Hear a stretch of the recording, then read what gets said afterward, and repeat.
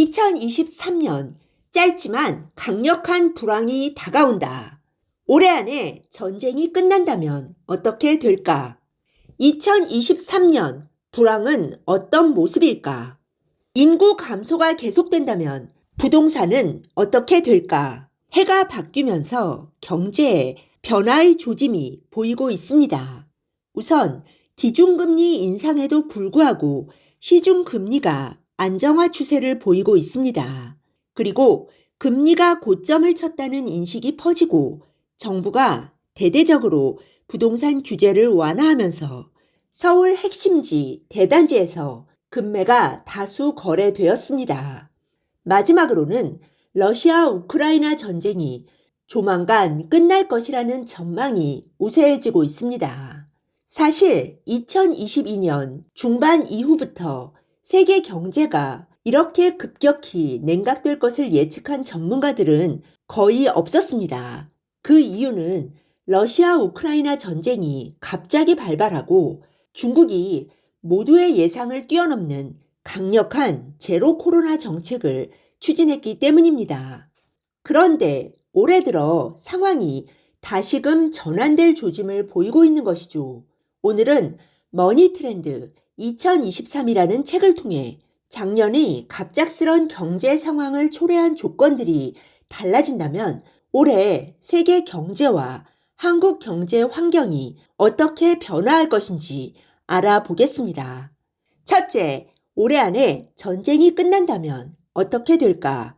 이 책은 올해 안에 우크라이나 전쟁이 끝난다면 세계 주요국의 정책 금리가 동반 인하될 것이라고 보고 있습니다.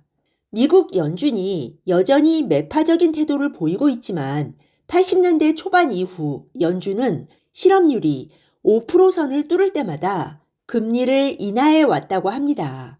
과거를 돌이켜보면 실업률은 내려갈 때는 천천히 내려가지만 올라갈 때는 가파르게 올라간다고 합니다.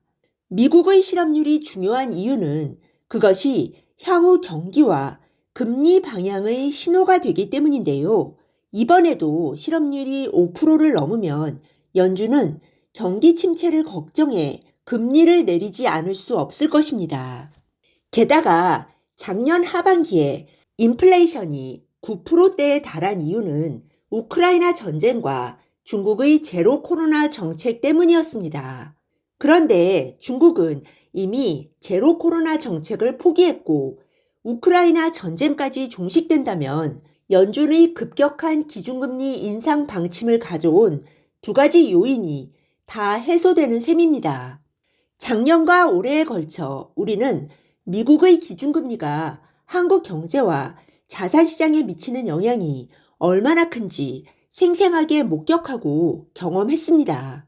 금리 인상으로 주식과 부동산 가격이 불과 1년도 되지 않아 최대 30% 조정되었다는 사실을 고려할 때 금리 인하에 따른 부동산 가격 회복 속도에 주목할 필요가 있습니다. 둘째, 2023년 불황은 어떤 모습일까? 이 책은 세계 경제가 우크라이나 전쟁을 계기로 스태그플레이션에 빠져들고 있지만 그 불황은 생각보다 짧고 굵게 지나갈 가능성이 있다고 말합니다. 유럽과 중국, 미국은 이미 경기 불황에 진입했고 한국도 2023년에는 불황에 돌입할 것이라고 합니다. 하지만 이 책은 2023년 한국 경제가 겪을 불황은 1997년 스타일이라기보다는 2002년 스타일과 유사할 것이라고 전망하고 있습니다. 즉, 대기업이나 시중은행의 연쇄적인 파산과 대대적인 공적자금 투입이 일어날 가능성은 적으며 공격적으로 돈을 빌려주었던 금융기관의 일부가 어려움을 겪을 가능성은 있다고 보고 있습니다. 무엇보다도 2023년에는 자금력이 상대적으로 부족한 중소기업과 스타트업의 어려움이 예상됩니다.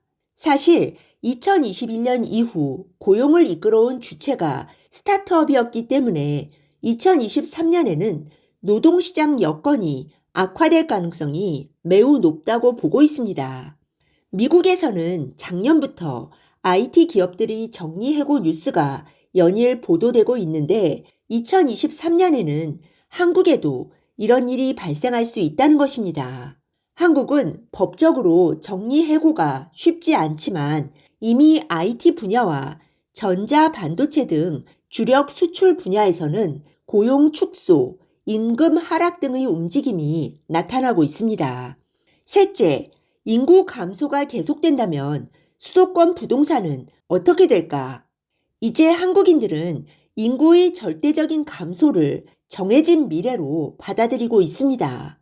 그렇다면 인구 감소가 집값 하락에 직접적인 영향을 미칠 수 있을까요? 이 책은 지방의 일부 지역에서는 악영향을 미칠 수도 있지만 인구 감소에도 불구하고 수도권 부동산이 물가 상승률을 따라잡지 못하는 일은 없을 것이라고 보고 있습니다. 더 나아가 인구 감소에도 불구하고 수도권 집중화는 더욱 심화될 것으로 전망합니다. 왜 그럴까요? 가장 큰 이유는 일자리입니다. 좋은 일자리가 서울과 수도권에 많이 몰려있기 때문이죠. 기본적으로 좋은 일자리는 좋은 학교 옆에 생깁니다. 똑똑한 학생들은 학교 근처에서 창업을 시작하려는 경향이 있고 취업을 하더라도 대학교와 연결되어 있는 지하철 노선 인근의 회사에 취직하는 게 여러모로 유리합니다. 기존의 생활권을 그대로 유지할 수 있고 대학 친구들과의 만남도 이어갈 수 있으며 업무적인 네트워크도 관리하면서 커리어를 쌓는데 도움이 되기 때문이죠. 실제로 기업 인사 담당자들에 따르면 경기도 동탄이 청년 인재 채용의 마지노선이라고 합니다. 동탄까지는 가지만 돈을 아무리 준다고 해도 그 이남으로는 안 간다는 것입니다. 한국 이외의 선진국에서도 일자리를 창출하는 기업들은 산업 클러스터에 몰려 있다고 합니다. 그리고 한국의 대표적인 산업 클러스터는 서울, 세종, 대전 라인이라고 합니다. 서울에서 충청도까지가 향후 한국을 이끌어갈 산업 클러스터라는 이야기입니다. 이렇게 최상위권의 산업 클러스터를 가진 나라는 대부분 강대국이며 클러스터 주변에 인구가 집중되는 것은 당연한 이치라고 합니다. 이 책에 따르면 밀레니얼 세대는 대부분 도시에서 태어나고 도시에서 대학 교육을 받았기 때문에 X세대나 베이비붐 세대들이 느끼는 전원에 대한 그리움을 갖고 있지 않다고 합니다. MZ세대를 도시인으로 키워놓고 이제 와서 지방으로 내려가라고 강요할 수는 없으니 차라리 저출산 고령화 속에 지방이 소멸된다는 것을 빠르게 인정하고 그에 맞는 대책을 세우는 게 더 나을 것이라고 말합니다. 네, 오늘 들려드린 내용이 도움이 되셨다면 구독 버튼, 좋아요 버튼 꾹 눌러주세요. 그리고 알람 버튼도 꾹 눌러주세요. 지식퀸의 새 영상이 올라오면 제일 먼저 받아보실 수 있습니다.